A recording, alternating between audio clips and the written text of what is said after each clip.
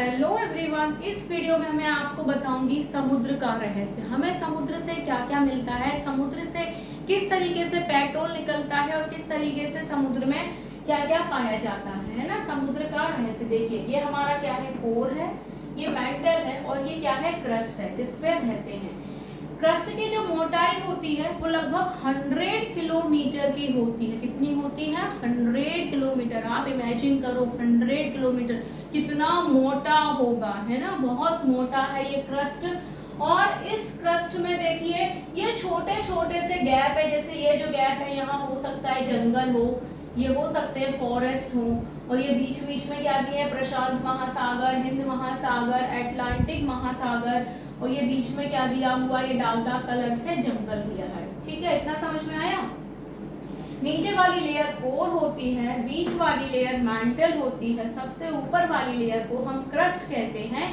और इस क्रस्ट की जो चौड़ाई होती है वो होती है 100 किलोमीटर की। और यहाँ बीच बीच में ये जंगल पाए जाते हैं, और ये जंगल के साथ साथ यहाँ क्या है, समुद्र भी है। इसकी चौड़ाई होती है 100 किलोमीटर की। काफी बड़ा है ना, काफी मोटाई चौड़ाई भी है इसकी। फिर समुद्र के नीचे आने वाले को, समुद्र के नीचे आने वाले भूकंप को ही क्या कहते हैं, सुनामी कहते हैं। ये कहाँ से आता है, मेंटल से। देखिए कोर बोलता है कि मेरा एरिया फिक्स है, तो मेरे एरिया में कोई नहीं आ सकता।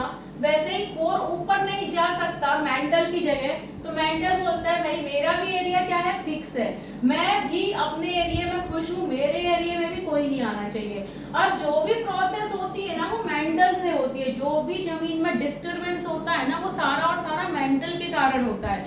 तो मेंटल क्या बोलता है कि बस मेंटल से अगर कोई मान लीजिए समुद्र में आने वाले भूकंप, अब ये मेंटल से उठा और ये कहाँ चला गया, समुद्र में, तो तभी क्या आती है, सुनामी आती है ना। जब समुद्र में एकदम से भूकंप आता है, समुद्र के भूकंप को ही हम क्या कहते हैं, सुनामी कहते हैं। एग्जाम में आ सकता है, समुद्र के भूकंप को क्या कहते हैं, सुनामी कहते हैं, है ना। पूरा पानी समुद्र का कहाँ आ जाता है, बाहर आ जाता है, सुनामी आ जाती है, बाढ़ आ जाती है एक तरीके से। फिर भूकंप की तरंगें कहाँ से शुरू होंगी, मेंटल से ही शुरू होंगी। भूकंप की तरंगें कहाँ से शुरू होंगी, मेंटल से ही शुरू होंगी। मतलब कुछ भी डिस्टरबेंस रहेगा वो मेंटल में ही रहेगा। फिर ज्वालामुखी भी कहाँ से निकलता है, मेंटल से ही निकलता है। ज्वालामुखी भी कहाँ से निकलता है, मेंटल से निकलता है। और मेंटल से जैसे ही ये मान लीजिए ये यहाँ निकल गया जंगल में, ज्वालामुखी कहाँ फट गया, जंगल में फट गया। जंगल में थे बहुत सारे पेड़ और ज्वालामुखी फट गया तो सारे पेड़ नीचे गिर गए और दब गए, और उनके ऊपर क्या हो गया, आग का गोला गिर गया, ज्वालामुखी फट गया।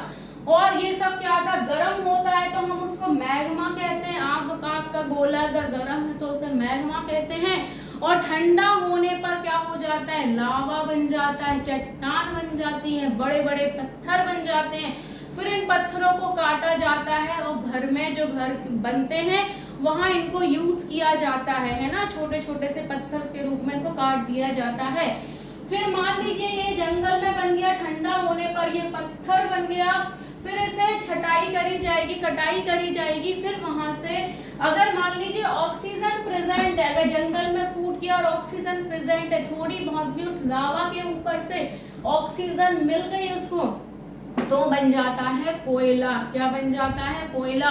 और अगर ऑक्सीजन नहीं बनती है तो क्या मिलता है, पेट्रोल।